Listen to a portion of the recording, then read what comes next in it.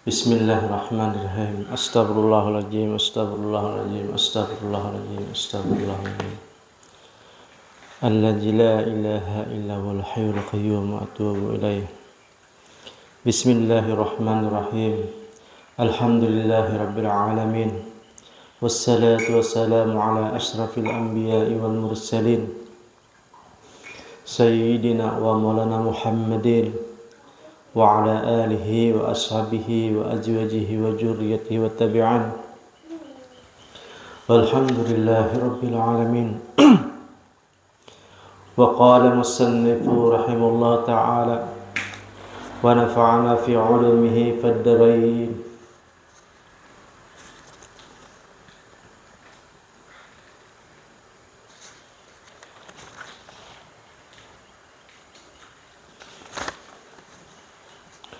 Bismillahirrahmanirrahim.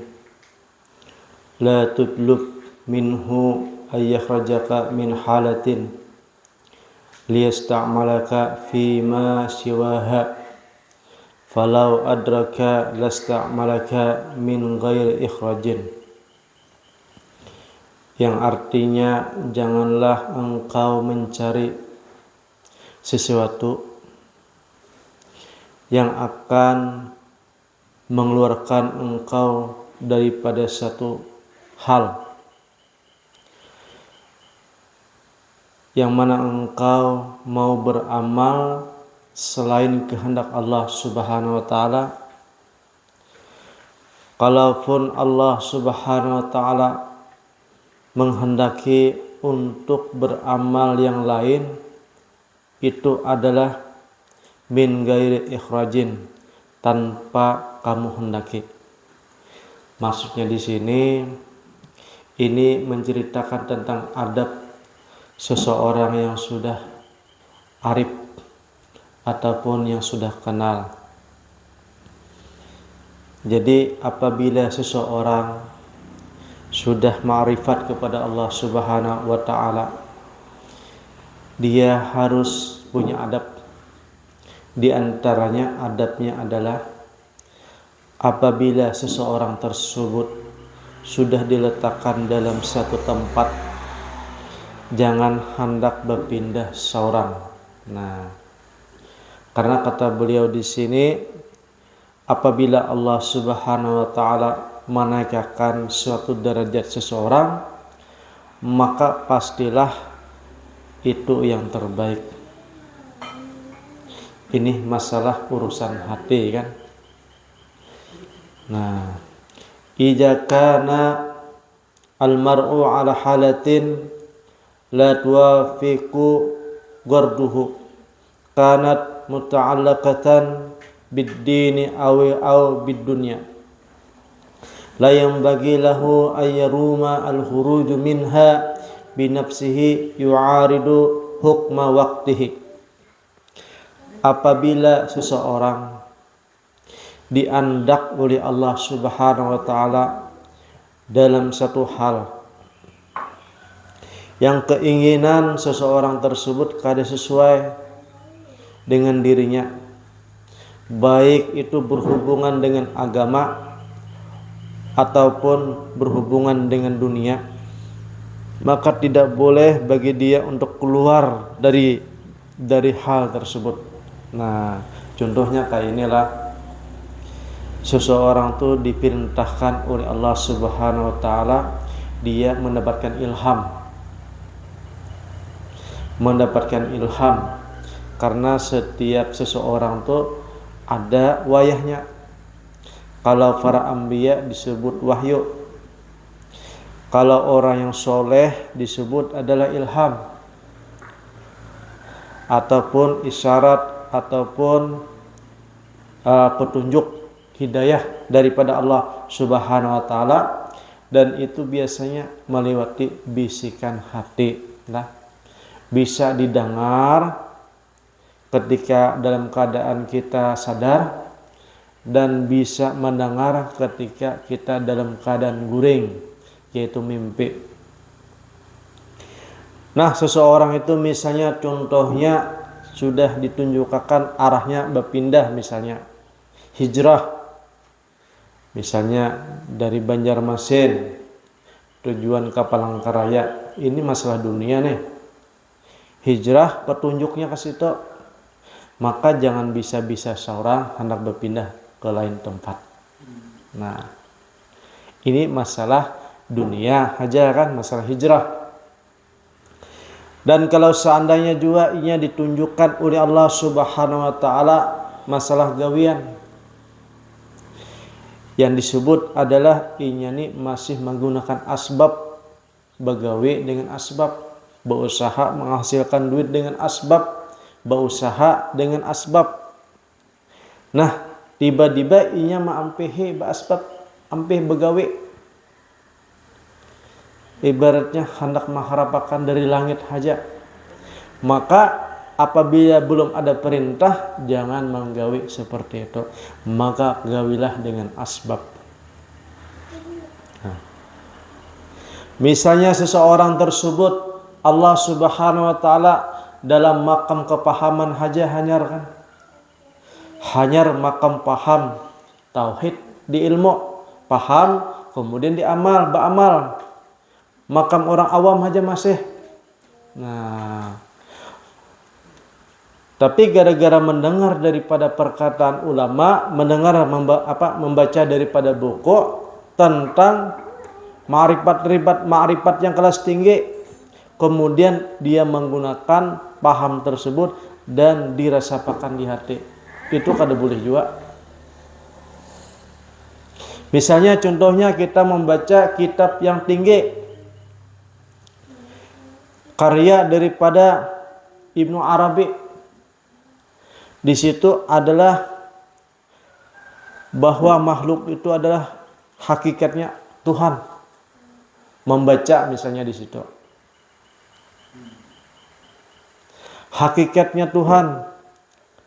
Wujudana wujuduhu aja. Wujuduhu wujudana. Nah, ada tuh perkataan kayak itu. Wujudnya dia adalah diriku dan wujudnya diriku adalah dirinya. Misalnya memakai yang seperti itu tuh. Sedangkan diri seorang masih di tingkatan sangat bawah. Belum jadi orang abid ataupun hamba, masih bahaim, masih hayawan, masih binatang, maksudnya sifatnya masih binatang. Hendak berpindah seorang menjadi abdun, jadi hamba, atau tertinggi lagi hendak menjadi Tuhan, itu kada boleh. Karena ada seseorang membaca buku misalnya ataupun mendengar pengajian tentang buah panglah. Karena kalau perjalanan itu adalah disebut salik. Kalau salik itu adalah berisi pohon, kemudian disiram, dijaga dan dirawat, kemudian tumbuh subur, kemudian ada daun, ada ranting, kemudian berbunga dan berbuah. Tetapi gara-gara dia nih hanya memandang buahnya saja, kemudian dipakai, maka itulah termasuk orang yang keliru. Nah, contohnya kayak ini Imam Al-Ghazali dalam Ihya Ulumuddin berkata bahwa setiap sesuatu usaha itu pasti ada buahnya, ada hasil. Akan tetapi kalau seseorang tersebut kada tanpa usaha, kada bisa menghasilkan.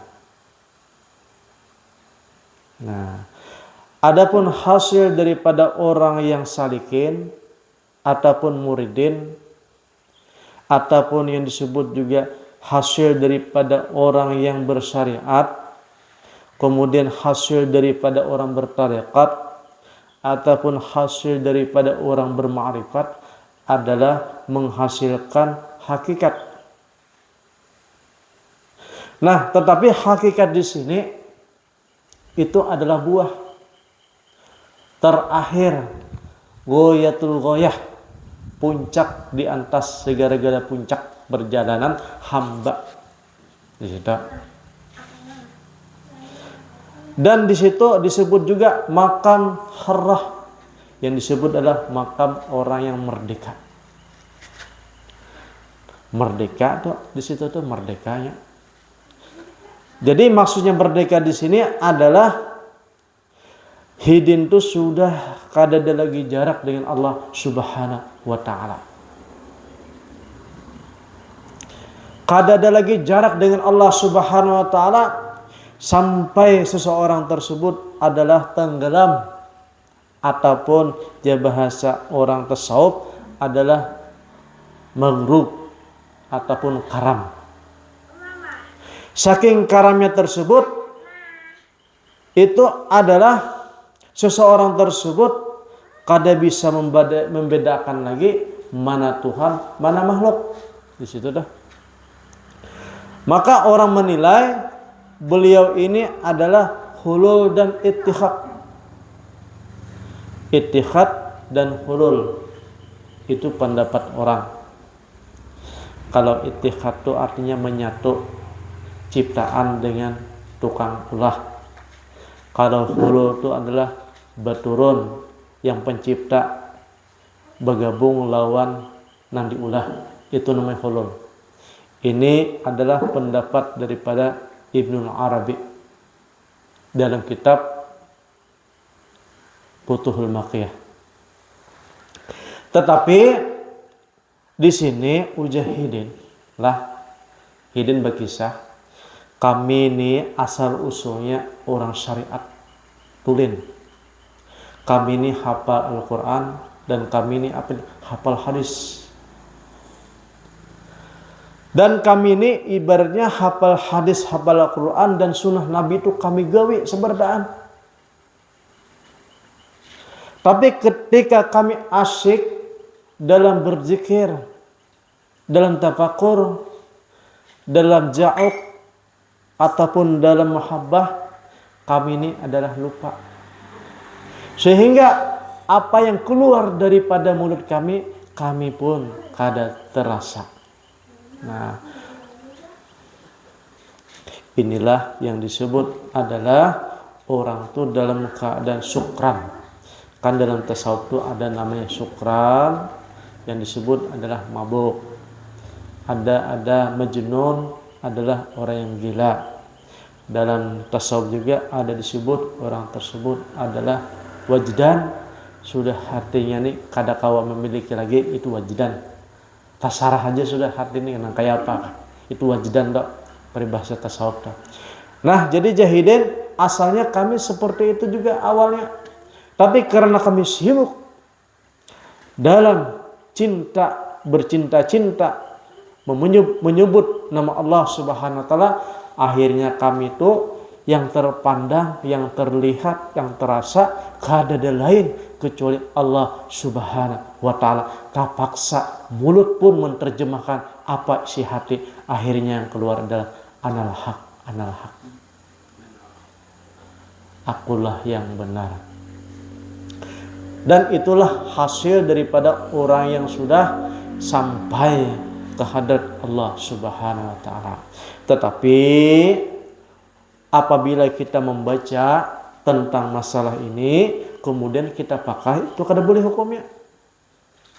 Bahkan dikatakan oleh Abah Guru sekumpul, boleh membaca buku tentang ilmu ketuhanan yang dalam ini, kecuali buhurul ilmu tauhid. Ujahidin syaratnya melaut sudah ilmu tauhidnya, baru boleh membaca kitab ini.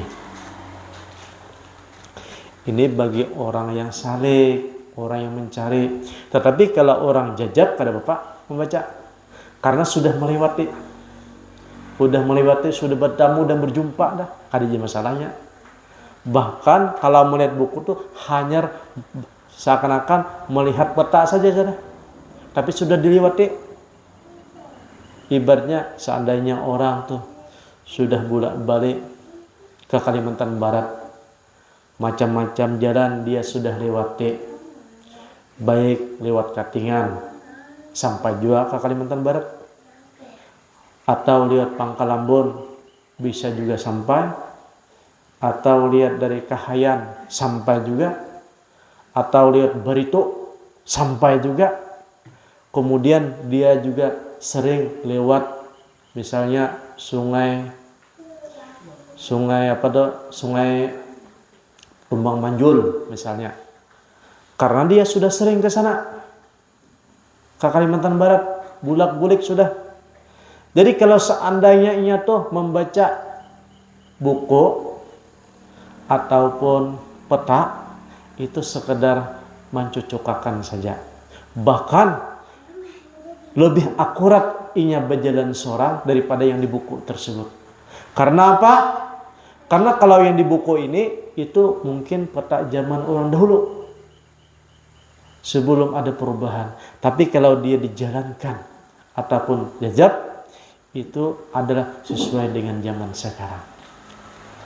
Bedanya jajab ini latihannya adalah diantaranya adalah itu adalah pembersihan hati.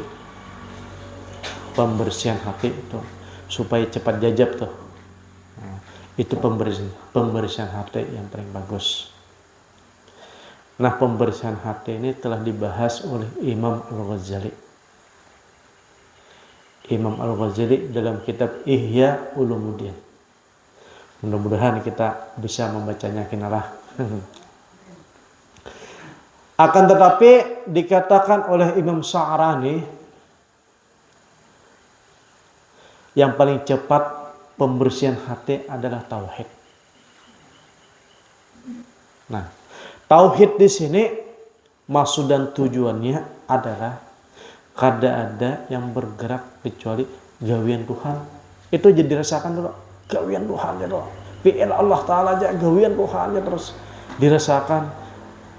Lalu diri kita ini apa? Merasa diri kita ini adalah dari Tuhan juga. Dirasakan, direnungkan. Tapi jangan mengaku Tuhan, itu saja. Nah, salahnya itu mengaku Tuhan. Jangankan mengaku Tuhan, mengaku Nabi aja kada boleh kita. Jangankan mengaku Nabi, mengaku wali pun kada boleh kita. Jangankan mengaku wali, mengaku orang soleh pun kada boleh kita. Coba orang mengaku Tuhan tinggi benar kan? Nah, mengaku Nabi saja kada boleh. Mengaku jadi wali saja kada boleh. Mengaku orang soleh saja kada boleh. Yang disuruh adalah mengaku hamba. Maka dalam kitab itu diceritakan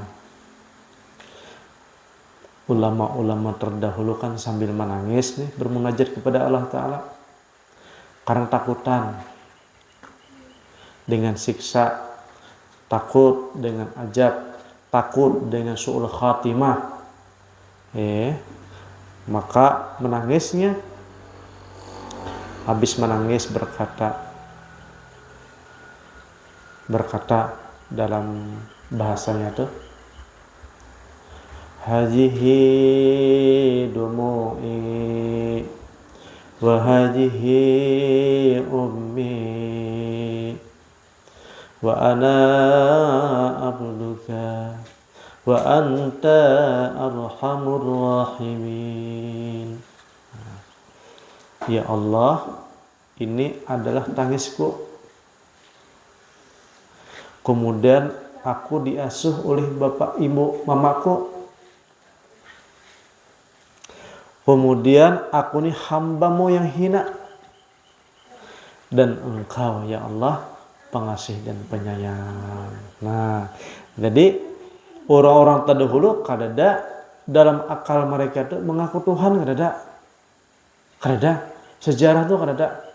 Kalau seandainya pun mereka tak keluar dari mulut mereka, itu mereka bilang, kalau seandainya nanti ya katanya, saya dalam keadaan khusyuk, dalam keadaan tawaduk, dalam keadaan berzikir, dalam keadaan saya lupa, kemudian saya mengaku Tuhan, tolong leher saya dipenggal. Nah, itu perkataan Syekh Abu Yazid Al-Bustami. Ketika itu Syekh Abu Yazid Al-Bustami ini saking asyiknya berzikir, Pak. Saking asyiknya, karena berzikir mereka ini bukan mulut saja lagi, ada, tapi yang berzikir adalah roh mereka. Jauk mereka yang berzikir. Kalau lisan itu cuma latihan, pengantar itu. Pengantar kepada rasa. Nanti setelah rasa tersebut, zauk tersebut, nah itu yang bujur-bujurnya berzikir. Zauk.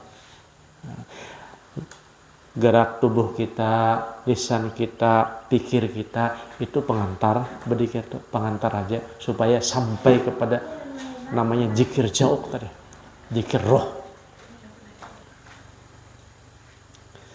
Sampai ujung-ujungnya Syekh Abu Yazid Al-Bustami ini saking asyiknya, kada ingat lagi lawan waktu, kada ingat lagi lawan makanan. Kemudian ujung-ujungnya mengaku anal haq, anal haq, anal haq. Akulah yang benar. Jadi santrinya waktu itu langsung berkomentar.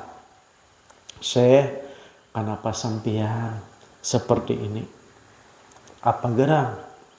Karena saya lihat tadi sampean mengaku Tuhan ketika berzikir. Ujar Syekh Abu Yazid Al-Bustami, mungkin saya tadi lagi wajdan. Wajdan itu artinya lupa diri. Nanti ketika saya berzikir ada lagi yang seperti itu, maka penggalah leher saya. Karena kada sesuai dengan syariat. Kada sesuai dengan hukum ahkam.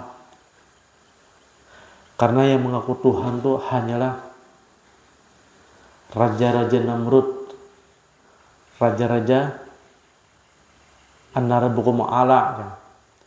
Siapa tuh? Si Karun kan? Firaun.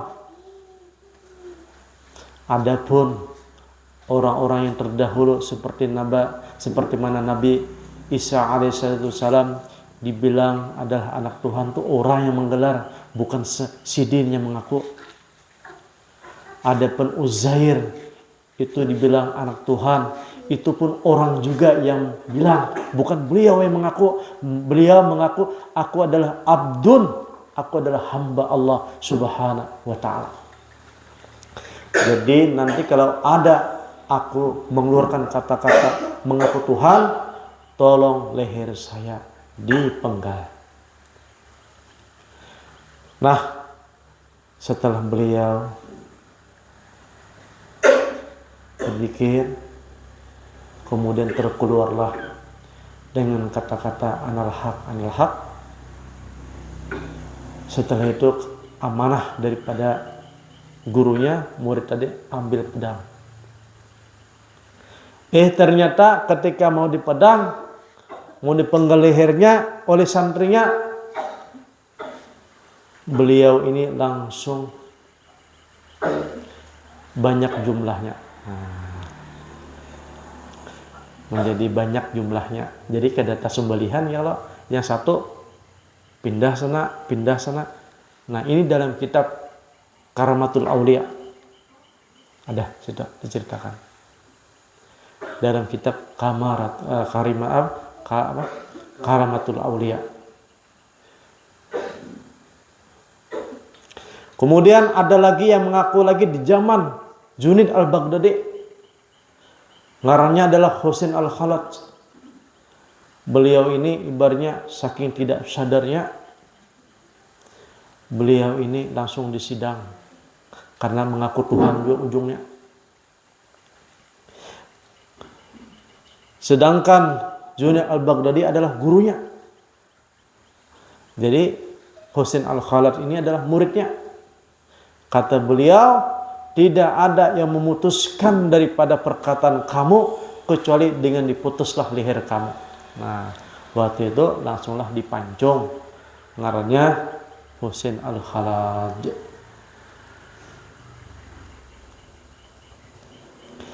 Nah, jadi apabila kita tuh masih hamba, jangan sampai kita mengaku menjadi wali. Jangan sampai mengaku merasa jadi wali pun kada boleh. Nah, merasa jadi wali pun kada boleh, tapi mengaku hamba. Hamba itu artinya tidak punya apa-apa, itu hamba artinya. Diri kada punya, kemampuan kada berisi, kemudian sesuai dengan kehendak yang punya, itu namanya hamba.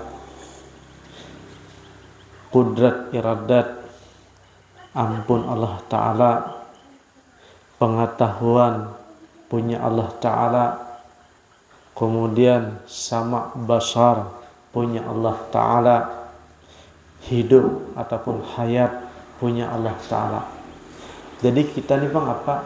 Kita nih hanya kerongkongannya aja. Nah, apabila sudah dicubut oleh Allah Subhanahu Wa Ta'ala, diambil satu persatu misalnya, sama kada dapat mendengar lagi, kemudian basar penglihatan kurang sudah, itu kena dicabut oleh Allah Ta'ala. Ujung-ujungnya kena tertinggal hayatnya lagi, hidup. Nah, kalau sudah tertinggal hidup, tinggal ruhnya aja lagi diambil, dikembalikan. Nah, itulah diri kita tadi. Makanya ujar Imam Al-Ghazali, diri kita tuh adalah sebelumnya hina, sekarang hina, dan akhirnya hina. Itu diri kita tuh. Asalnya keluar daripada lubang yang hina, kemudian sekarang ini kita posisi besi lubang sebertaan keluarnya yang hina, dan kita pulang pun ke akhirat, ke kubur, menjadi bangkai yang hina. Nah, itulah diri kita tak.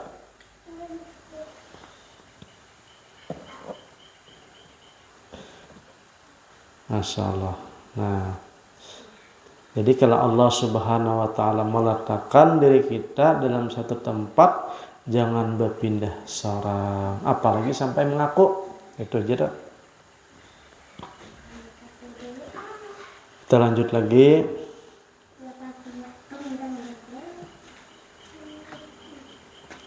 Fayam bagi lahu aidan alla yu'arida hukmul waqti yatlubu min muwalatin ayukhrajahu minha wa istamilahu fima siwahu li'anna hadha min at-takhyiri 'ala Allah Ta'ala wa la khiyarata lahu fi dhalika bal yang bagi lahu husnul adab ma'hu.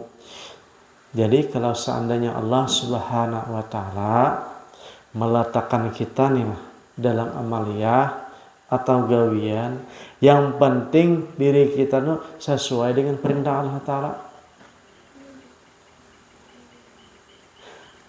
Kalau kita tuh hendak iya, maka kata beliau kada termasuk baik adab. Kan diri kita ini ada dua, yang pertama tajrid lah, yang kedua adalah kasab, asbab. Tajrid ini artinya berlepas, yang kedua adalah asbab.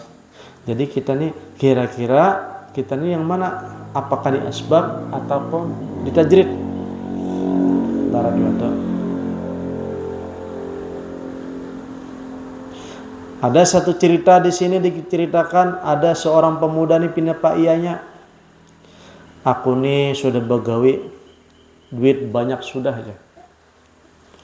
Aku nih kalau bisa sehari tuh bisi wadai 2 buting aja, roti 2 buting cukup sudah aja. Iya. Hendak nih. Padahal sudah cukup dah, harta banyak. Tetapi hendak nih, maksudnya aku nih hendaknya hidup nih sederhana aja. Bisi wadai 2 buting cukup. Kalau sini roti lah, roti itu segini makan 2 biji cukup dalam 1 hari. Habis itu sudah. Ternyata Allah Subhanahu Wa Ta'ala jadikan kabulakan keinginan dia nih. Ya. Kemudian inya ditangkap polisi. Nah ceritanya dalam sini, ditangkap polisi, dimasukkan dalam penjara dan akhirnya setiap hari dapat 2 roti. Nah, takabul orang tersebut. Jadi Jahidin di sini orang tersebut keluar dari penjara bertobat langsung. Jadi kedahendak, baniat kedahendak, rencana kedahendak, pokoknya apa yang diberikan oleh Allah Ta'ala itu yang aku harus gawi dan aku syukuri. Nah, ini kadang-kadang kan ini adab orang yang sudah tinggi, maknalah kalau kita orang biasa nih, karena kita orang biasa, orang awam, masih banyak dosa, masih kita perlu namanya keinginan. Nih, kalau orang ini kira-kira sudah tinggi, bisi pangkat, bisi wali dah, pangkatnya dah. Tapi gara-gara ada berniat seorang, yaitu kalau bisa aku ini bisi roti 2 aja dalam 1 hari. Kemudian itu cukup sudah. Sekalinya Allah Subhanahu wa taala uji, dimasukkan dalam penjara dan setiap hari dapat roti. Karena seorang di sini adalah su'ul adab, kada baik adabnya dengan Allah Ta'ala.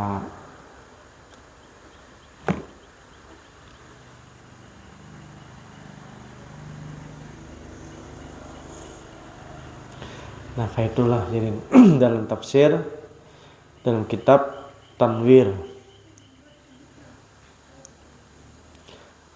Mudah-mudahan diberkahi oleh Allah Subhanahu wa taala dan dipanjangkan umur kita dan ditunaikan hajat kita, dan mudah-mudahan rezeki kita dimudahkan oleh Allah Subhanahu wa taala sebab membaca kitab wali Allah Subhanahu wa taala. Bi barakati al-Fatihah.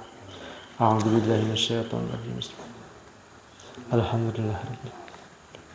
Iya. Bismillahirrahmanirrahim. Allahumma nawwir qulubana binuri ma'rifatik, nawwir qulubana bihidayatik.